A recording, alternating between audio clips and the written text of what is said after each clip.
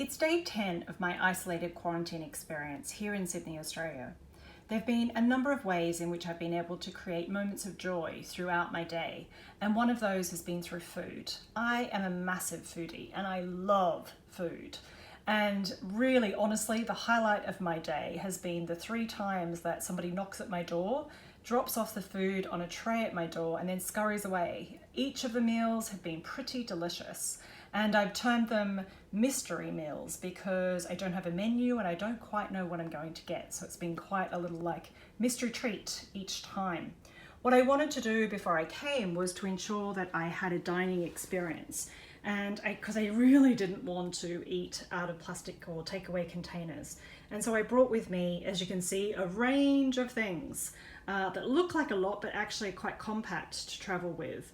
These for me have been the essentials that have ensured that I've really enjoyed my meals and not felt as though that I'm living out of a suitcase or literally getting takeaway food all of the time. So what I start my day with is coffee. I love coffee. So I bought a traveling press, so old style but very functional, very usable. One that I've had for many years. I had delicious organic ground coffee delivered to me by my dear sister. I also brought with me a range of teas because I like a variety of different teas. I have different teas and I just like variety generally. So tea was really great. I brought my own big cup because I always find when I'm traveling is that teacups inside hotel rooms normally are tiny. So they work perfectly for coffee, but I really like a big cup of tea. So I went to the trouble of bringing that.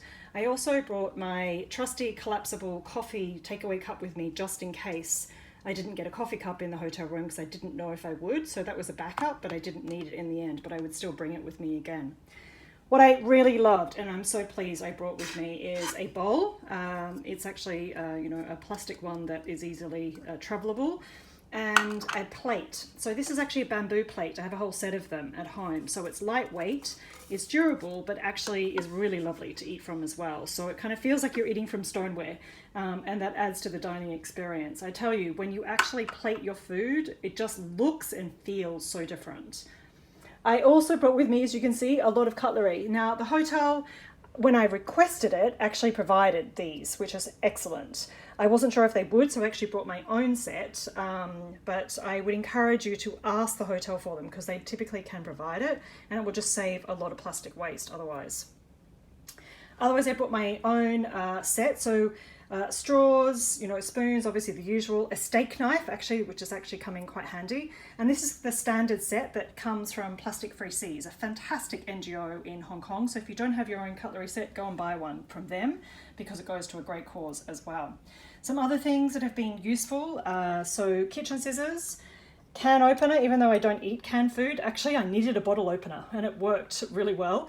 Corkscrew, and then as you can tell, I do like a drink, and so therefore I have stoppers, including a champagne stopper that I'm going to put to use tonight, and then wine stoppers, and I also have this clip to keep things fresh, which is really helpful. And on that note, I brought a range of Ziplocs. In the end, I haven't used any of them because all of my food comes in plastic containers, so I've cleaned them all and then used those to be able to store things. So I actually didn't need my plastic container either that I brought.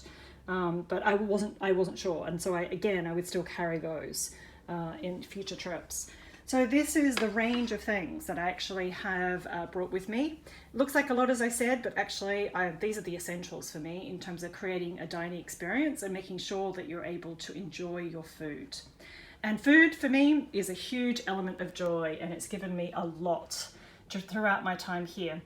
So they are my tips for ensuring that you can enjoy your meals. So enjoy your quarantine experience. It's not easy, I appreciate, but there are ways in which we can make it so much more pleasurable each and every day. So stay positive, test negative.